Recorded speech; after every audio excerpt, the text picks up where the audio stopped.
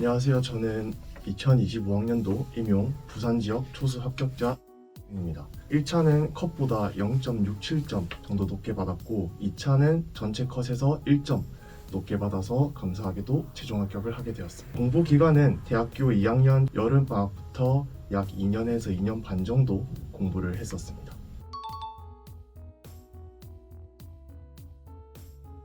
제가 이제 군대를 아직 다녀오지 않았다 보니까 합격을 하고 군대를 가야겠다라는 생각을 가지고, 그러면은 지금 TO도 줄고 있는 상황이고 언제 다칠지 모르는 상황이다 보니까 TO가 많을 때 좀 빨리 합격을 해야겠다라는 생각을 갖고 미리 일찍 준비를 했던 것 같습니다.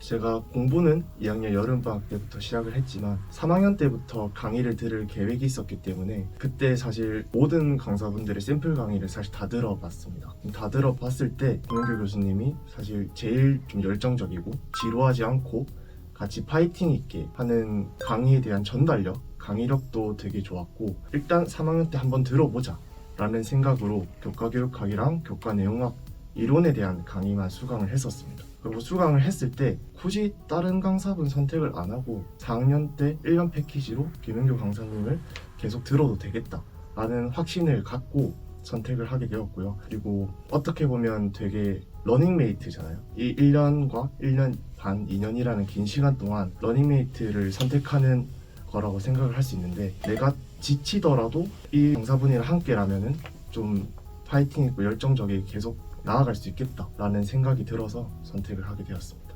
교수님의 이제 장점이 크게 세 가지가 있는데, 첫 번째가 이제 구글 미트고, 구글 미트는 저는 1, 2월에 제가 초반에 이론적으로 많이 학습을 하고 이해를 해야 되는 시기에 구글 미트에 꾸준히 좀 참여하면서 교수님과의 스터디라고 생각을 하기 때문에 구글 미트를 통해서 좀 이해를 많이 하는 작업을 했습니다. 그리고 두 번째는 이제 즉각적으로 바로 답변을 해주시는, 질문을 교수님에게 직접 할 수 있다는 게 하나의 장점이기 때문에 교수님과 전화도 좀 많이 했고요. 혼도 좀 많이 나면서 그렇게 배웠던 것 같습니다. 세 번째로는 9월 때 가면은 교수님이 아침 문제를 주시는 시기가 있는데, 이 아침 문제가 교수님이 직접 편집을 하셔서 해당 주제에 맞는 기출과 스포츠 지도사 문제를 주십니다. 이 문제가 사실 제가 다 풀고 알고 있다고 생각했던 문제들인데 아침에 또 받아서 풀면은 생각보다 제가 놓친 부분들도 많고, 이 놓친 부분들을 다시 점검할 수 있는 계기였기 때문에 저는 개인적으로 아침 문제가 제일 도움이 많이 됐고 좋았다고 생각을 합니다.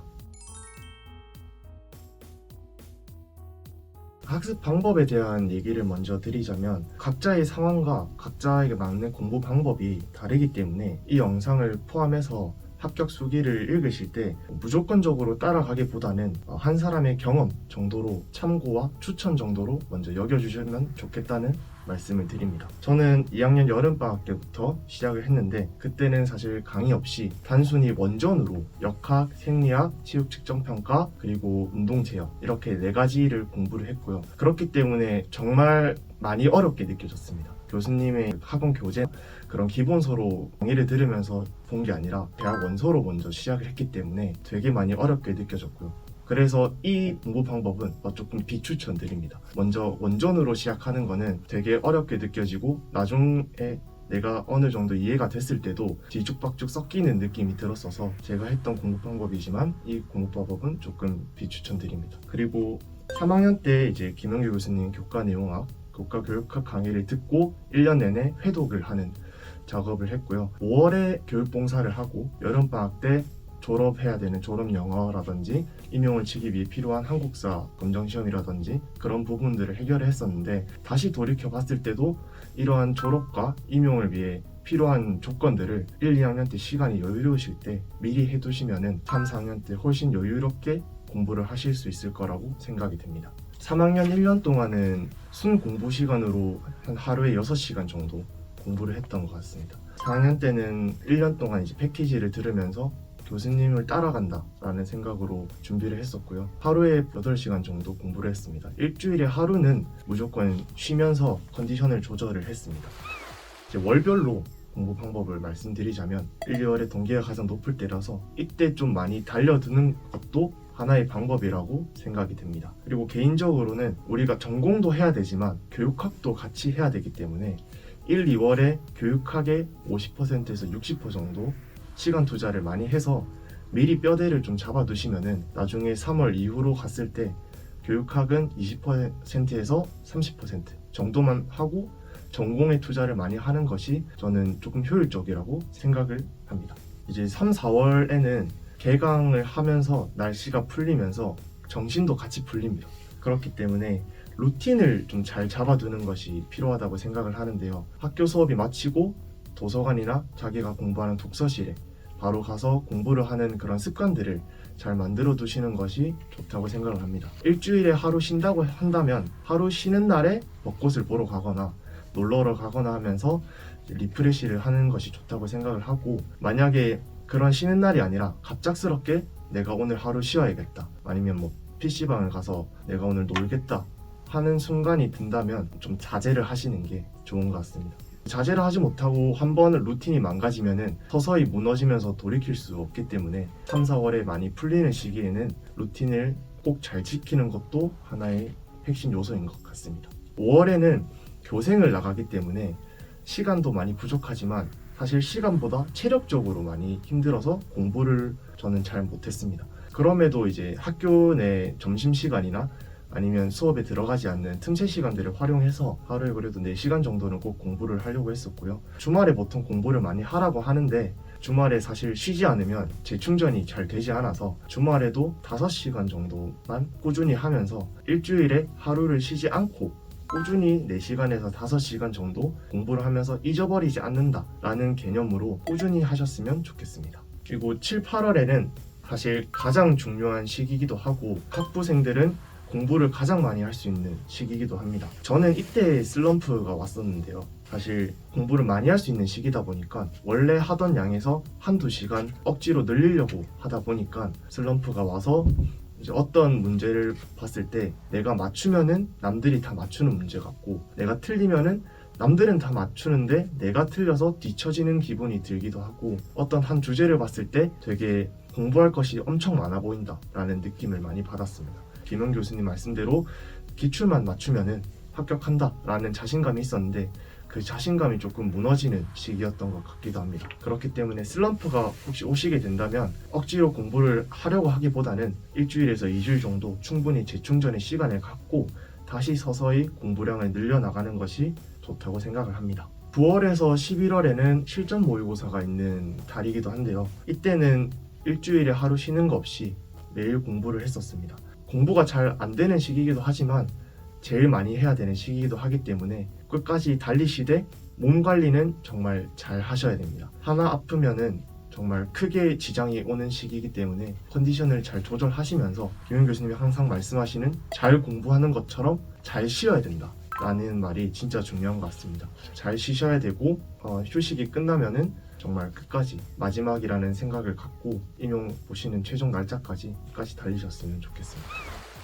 추가적으로 월별로 공부 방법을 말씀드렸는데 교과에 대한 얘기를 한번 하자면 스포츠 교육학을 좀 말씀드리고 싶습니다. 스포츠 교육학이 내용도 워낙 많고 방대하다 보니까 내용 안에 있는 각 세부 내용들을 하루하루 양을 설정하면서 공부를 많이 하십니다. 저도 그랬고요. 그래서 뭐 교수 스타일, 체육 수업 모형, 수업 방식, 그다음에 탐구, 이렇게 여러 세부 내용들이 있는데 이 세부 내용들을 배점을 잘 확인하시고 이 배점에 따른 비율로 공부를 하시는 것을 추천드립니다. 제가 잘못된 학습 방법이라고 생각했던 것 중에 하나가 어느 때를 딱 보면은 제가 체육교육 탐구랑 체육수업 모형이랑 똑같이 1시간씩 공부를 하고 있더라고요. 사실 체육수업 모형은 다른 한 과목과 거의 맞먹는 배점을 가지고 있는 부분이고, 체육교육 탐구는 나오지 않을 때도 있고 나온다 하더라도 2점 내외에서 나오기 때문에 여기에 따른 비율을 달리해서 공부를 했어야 되는데 체육교육 탐구도 1시간, 교수 스타일도 1시간, 수업 모형도 1시간, 이런 느낌으로 공부를 했던 게 조금 아쉬운 부분이라고 생각이 들어서 모든 과목에 대한 배점을 잘 확인하시고 이에 따른 공부를 하셨으면 좋겠습니다.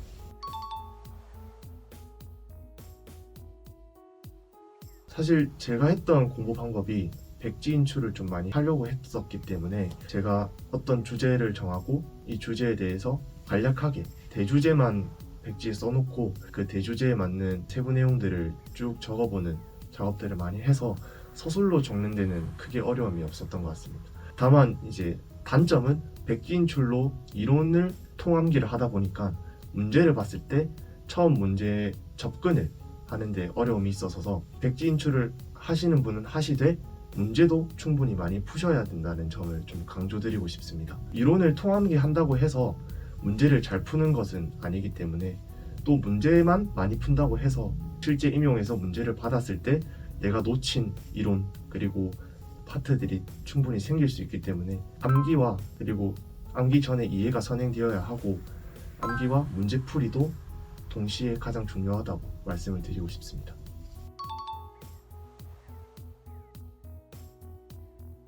교수님의 문제가 서술을 되게 많이 요하는 문제고 되게 본질을 많이 물어보는 문제입니다. 그렇기 때문에 교수님 문제로 공부를 할 때 일단 공부 과정에서 되게 많이 도움이 됐고요. 왜냐하면 큰 뼈대를 잡을 수 있기 때문에 어떤 게 본질이고 어떤 게 기출이고 이런 것들을 내가 스스로 정립을 하고 공부를 할 수 있기 때문에 그런 점에서 도움이 많이 됐고요. 그리고 실제 이번에 2025학년도 임용을 칠 때 생리학이랑 체육 측정 평가 같은 부분에서는 거의 교수님의 문제에 흡사한 문제들이 많았기 때문에 생리학과 측정 평가를 풀 때는 되게 기분 좋게 풀었던 것 같습니다.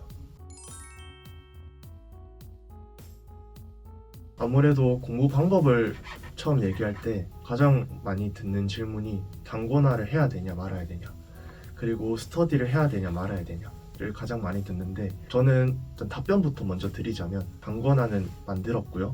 그리고 스터디는 하지 않았습니다. 단권화는 했지만 다만 단권화를 할 때 그 단권화를 한 노트만 보는 것은 굉장히 위험하다고 생각을 합니다. 저는 매번 단권화를 수정하는 작업을 항상 거쳤고요. 그렇게 수정을 많이 하다 보니까 마지막에는 단권화의 절반이 사실 뜯겨져 나갈 정도로 많이 수정을 했었고요.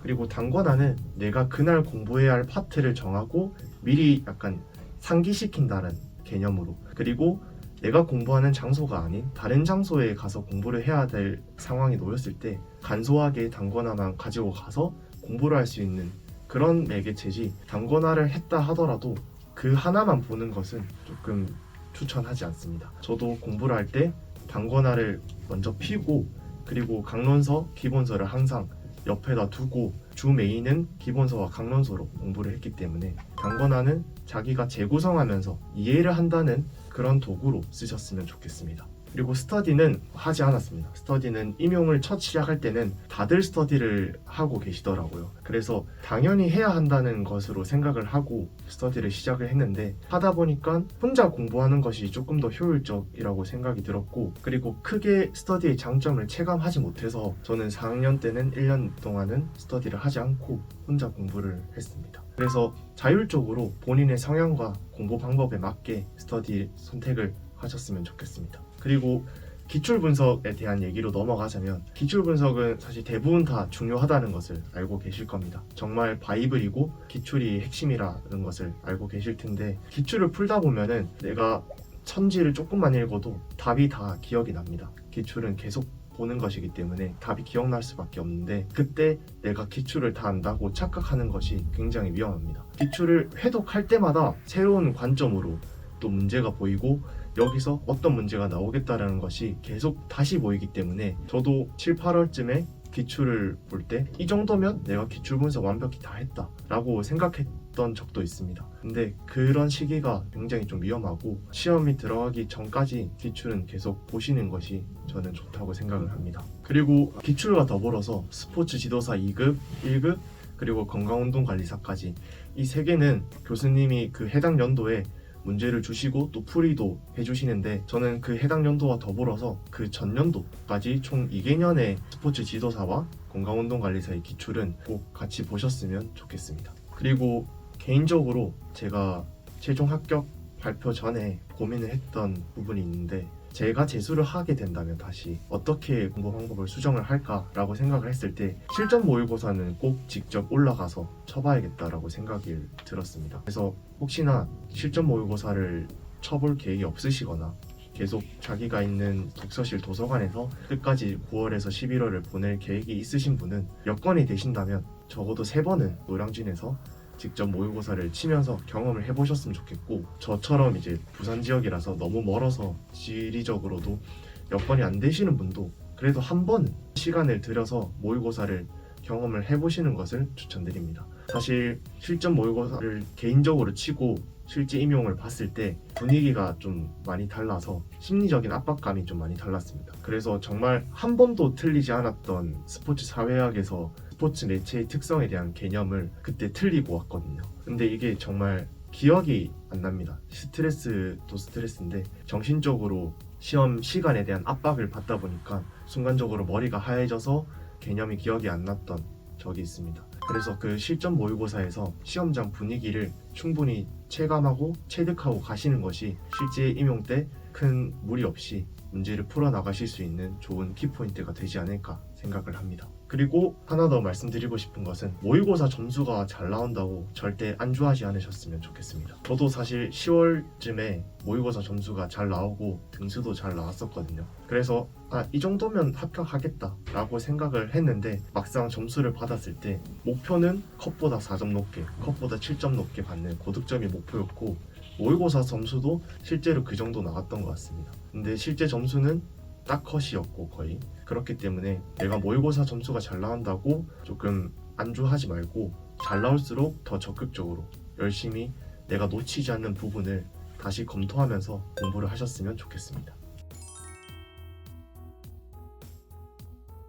각자 모두 상황이 다르고 공부한 노력도 많이 다릅니다. 그래서 이 영상을 보고 첫걸음을 또 내딛는 분도 계실 거고, 누군가는 1년으로 충분하다고 얘기하실 겁니다. 이 시험이. 근데 자기가 여건이 된다면 충분히 2년, 3년 정도 미리 시작을 해서 그만한 시간을 들일 가치가 있는 시험이니까 자기가 일찍 시작할 수 있는 시점이라면 2년, 3년 정도 일찍 시작하셔서 고득점을 노렸으면 좋겠습니다. 1차에서 컷 점수로 받는 것과 고득점으로 받는 것은 2차를 준비할 때 심리적인 스트레스가 굉장히 다르기 때문에 2차 역시 100점이고 1차 역시 100점입니다. 그래서 2차도 잘 받아서 결국 최종 합격을 해야 되기 때문에 컷보다 4점에서 7점 정도 높게 받아 두신다면 2차 준비도 수월하게 하실 것이라고 생각이 듭니다. 물론 이 시험이 오래 한다고 해서 붙는 시험은 아니지만 초수의 기준으로 2년의 시간을 투자한다면 충분히 승산이 있는 그런 시험이라고 생각을 합니다. 그리고 공부의 기간은 올바른 공부 방법, 자신에게 맞는 방법, 개인 상황에 따라서 다르겠지만 합격을 결정짓는 것은 결국 합격과 합격을 통해 내가 되는 교사, 이 교사에 대한 간절함이 결정을 짓는 것이라고 생각을 합니다. 그래서 간절하게 공부를 하셨으면 좋겠고, 공부를 하다가 중간에 조금 해이해졌다 라고 생각이 든다면 때론 쉬어주기도 하면서 자신의 공부를 한 기간과 공부량 그리고 공부의 밀도, 그런 것들을 돌아보시면서 반성을 하시면서 공부를 해나가시면 충분히 놓쳤던 부분도 다시 잡으면서 빈틈없이 공부하실 수 있을 것이라고 생각합니다. 이 시험은 모두 합격할 수 있는 시험이고, 이번 임용고시의 합격자는 여러분들이 되셨으면 좋겠습니다. 감사합니다. 아무래도 교수님이 이제 강의에서 꼭 수업만 아니더라도 멘탈적인 관리라든지 그런 페이스메이커 역할을 되게 많이 해주셨어요. 그래서 그런 얘기들을 들으면서 저도 쉬어야 될 때는 조금 쉬고 다시 좀 풀어진 부분이 있으면 교수님이 강의에서 이런 문제들 치려면 좀 반성해야 된다 라고 하시면은 반성도 하면서 다시 또 적극적으로 공부를 하면서 했기 때문에 그런 부분에 대해서 되게 감사드리고, 그리고 사실 교수님한테 제가 따로 연락드릴 때 말씀드린 부분이기도 한데, 합격을 떠나서 저는 이제 체육과 수학을 고민했다고 말씀드렸잖아요. 그래서 사실 그냥 교사가 되고 싶었던 거거든요. 어떤 체육 교사가 되고 싶었다기보다는 교사가 되고 싶었는데, 교수님 강의를 들으면서 체육에 대한 좀 자부심, 그리고 체육을 왜 해야 되는지, 학생에게 체육을 어떻게 가르쳐야 하는지에 대한 그런 마음가짐과 실무적인 부분을 많이 배웠기 때문에 이제는 체육교사가 되고 싶다라는 생각을 많이 하거든요. 그래서 그런 부분들에 대한 방향성에 대한 제시를 해주신 것에 대한 감사를 좀 드렸습니다.